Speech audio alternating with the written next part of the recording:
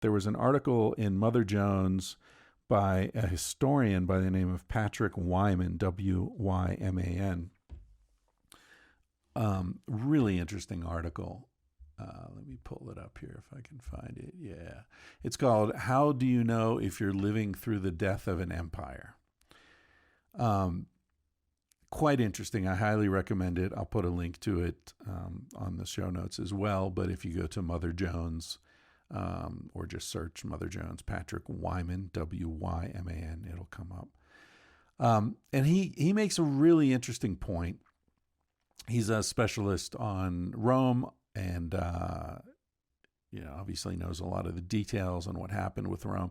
But the main point of his essay is that when you see the crumbling of an empire, it doesn't happen the way the narrative holds. It's not that, there was an invasion and that's what, the Visigoths or the barbarians or whatever brought Rome to its knees. It's not, the lead. It's always multifactorial. And the thing that shines out in history, because we tend to, think of history as a series of events, the event is just the thing that called attention to all the little weaknesses that had been accumulating over the years. So he doesn't use this metaphor, but I think of it as like, if you have termites in the house, the termites are eating away at the foundation and the structure of the house over years. And you might notice, there's this weird dust that I keep seeing in the corners, and maybe it creaks more at night when there's a little breeze or something. And so the house is being eaten away, and it might take years, it might take decades. And then one night there's a windstorm and the house collapses. Now, the way you might tell that as a historian is you would say, in the year 1724, a terrible windstorm knocked over this house. But that's not really what happened, right? What happened is, from 1722, when the termites first got there, that house had been weakened and weakened and weakened and weakened. And then this windstorm that really wasn't bad enough to knock over a strong house knocked over this house. But it's because of the termites. It's not really because of the wind. But history says it's because of the wind, because that's how history works. So what's happening right now in the United States, as if this is, the end of empire, as I've been saying for years, is a result of the accumulated decadence of the country, of the culture. And by decadence, I don't mean drinking too much wine or having too much sex. I mean, World War II, companies were producing whatever was needed, whatever the government told them to do, and they were selling it at the cheapest possible price to keep the company running. If anyone tried to profiteer, they were considered to be the scum of the earth, and they had serious risk of being driven into bankruptcy because people would be disgusted by that. Now, if you're not profiteering, you're a sucker. If you're not getting the highest price you can possibly get, you're a sucker. If you're not a hedge fund manager, pulling in billions of dollars for doing essentially nothing that has any value to the culture at any rate, well, you're a sucker.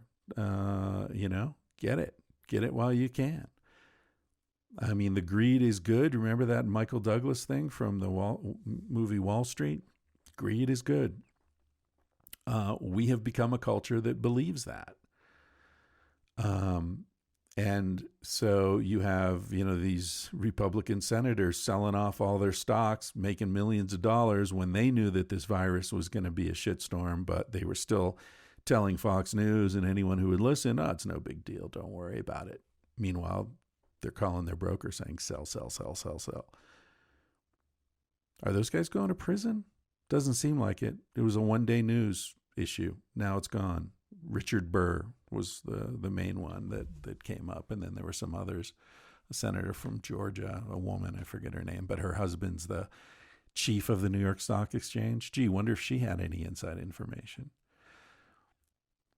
So that's what I'm saying, is that what we're seeing now, the collapse, the rapid collapse, the collapse of Wall Street, the collapse of trust in government, the total incompetence in terms of responding to this pandemic, the chaos in hospitals. This is not a sudden thing. This is a result of years of decay, years of termites eating away at the fundamental structure of American society, the fundamental decency of American society. And you might say, I was never decent, man. And I get it. Yeah, it wasn't decent what was done to slaves. It wasn't decent what was done to the native people. Wasn't decent what was done to so many aspects of the society. But there were changes that occurred in the 30s, 40s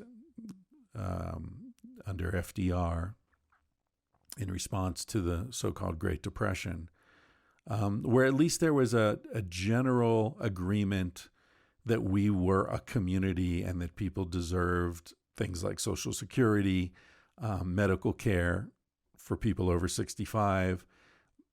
Look into the New Deal.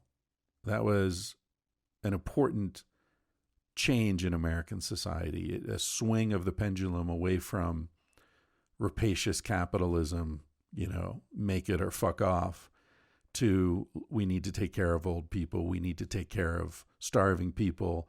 We need to take money and build infrastructure and put people to work, give people opportunities, give returning soldiers opportunities for obviously healthcare, but also educational opportunities.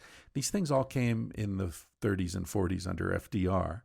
And it's been the business of the Republican Party and the right wing since then to try to undermine and destroy those things. Because corporations don't like helping normal people. Corporations only want to help themselves. So what we're seeing now, I hope, is another crisis similar to the Great Depression. And I hope that the response will similarly be to recognize the value of community, to take care of one another, and to demand that government responds to the needs of the community.